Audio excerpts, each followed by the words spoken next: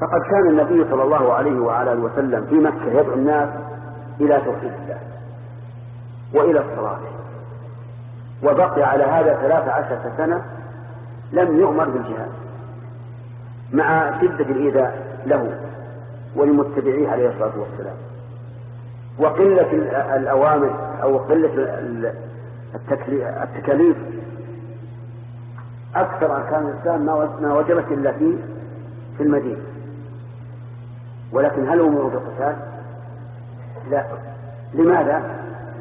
لأنهم لا يستطيعون، هم خائفون على أنفسهم. إن النبي صلى الله عليه وسلم خرج من مكة خائفا على نفسه، وهذا معروف، ولذلك لم يوجد الله عز وجل القتال إلا بعد أن صار للأمة الإسلامية دولة وقوة أمروا بالقتال. أذن للذين يقاتلون بأنهم ظلموا وإن الله على نصرهم لقدير. وعلى هذا فإذا قال لنا قائل الآن لماذا لا نحارب أمريكا وروسيا وفرنسا وإنجلترا؟ لماذا؟ لعدم القدرة. يعني الأسلحة اللي قد ذهب عصرها عندهم هي التي بأيديهم، وهي عند أسلحتهم بمنزلة سكاكين الموجد عند الصواريخ، ما تريد شيء.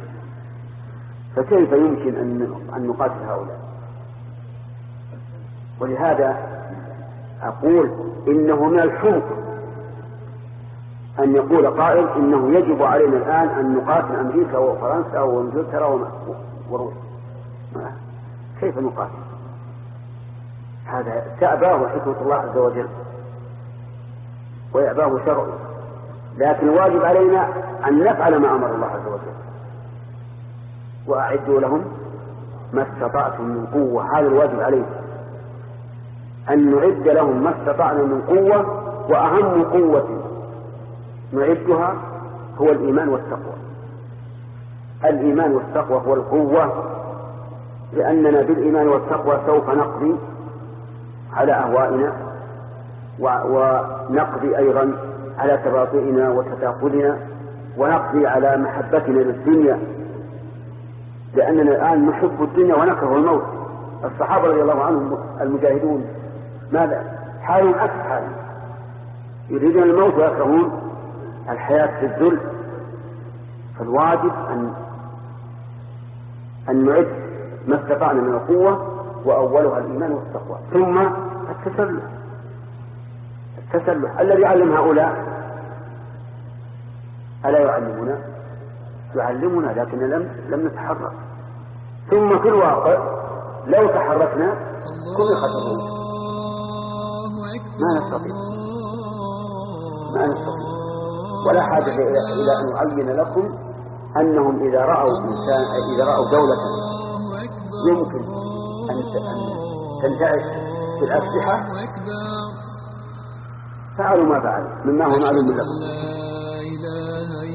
أقول إن الواجب الآن أن نستعد بالإيمان والتقوى وأن نبذل الجهد، والشيء الذي لا نقدر عليه نحن غير مكلفين به، ونستعين الله عز وجل على هؤلاء.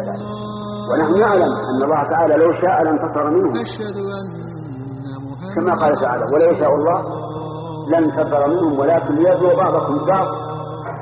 ثم والذين قتلوا في سبيل الله فلن يضل أعمالهم، حتى لو ابتلى بعضهم البعض وقتل من قتل منا فإن الله لن يضل أعمال هؤلاء الذين قتلوا في سبيل الله، فيأتيهم ويصلح بالهم ويدخلهم الجنة عرفها لهم.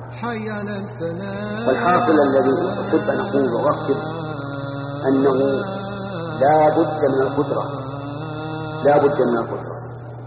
أما مع عدم القدرة فإن الشرع والقدر يتفقان بأنه لا يجب علينا أن نتحرك ما دمنا لا نستطيع. الواقع والشرع كله يدل على هذا. من المهم فيما نعده لأعدائنا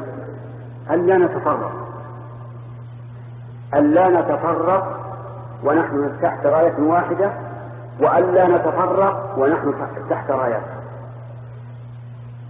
يعني مثل الأمة الإسلامية الآن كم لها من دولة؟ دول كثيرة، بينما هي في قلب الإسلام كم دولة؟ واحدة، لكن تعدد الدول. هذه الدول هل هي متفقة أو مختلفة؟ مختلفة غاية الاختلاف، متباينة غاية التباين. إذن كيف ننتصر على أعدائنا؟ ثم الدولة الواحدة هل اتفق شعبها؟ نعم. الغالب لا،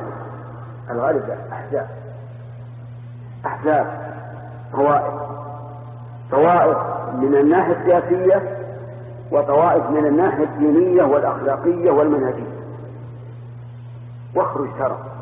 اخرج من بلاد هذه ترى العجب العجاب. يمكن أن يكون كل قرية ترى نفسها دولة مستقلة في عقيدتها ومنهجها وأعمالها وأحكامها. فكيف مع هذا التفرق نريد أن ننتصر على أعدائنا؟ ولهذا يحكى لنا أن هناك كلمة حكيمة يطلقها الإنجليز وهم أهل السياسة، يقول فرق تفل تكون أنت السيد، لأنك إذا فرقت الناس صار الناس يضرب بعضهم بعضا وأنت مستانس تفرق. وهذا هو الواقع الآن بالنسبة لنا. الواقع بالنسبة لنا مع الأسف الشديد على كثرة المسلمين وما عندهم من القوة، وإن كانت لا تضاهي ولا تقارب قوة الكفار، لكننا متفرقون. وليس هذا من أعداد القوة لأعدائنا، بل هذا أسباب الفشل، كما قال تعالى: ولا تنازعوا فتفشلوا وتذهب ريحكم واصبروا إن الله مع الصابرين. ولهذا نحن نحرص دائما على تأليف القلوب وعدم الاختلاف وعدم الفوضى الكلامية والقلبية، ونرى أن الناس يغضون عما يحصل من الأشياء التي قد يستنكرونها، يرجون بذلك جمع الكلمة، لأن جمع الكلمة مهمة جدا جدا. ولا بد أنه مر على بعضكم من النصوص ما يدل على أن الاجتماع من أهم ما يكون للشرع. حتى الرسول عليه الصلاة والسلام يقول: لا يبيع بعضكم على بيع بعض. ليش؟ لا يبيع بعضكم على بيع بعض. لماذا؟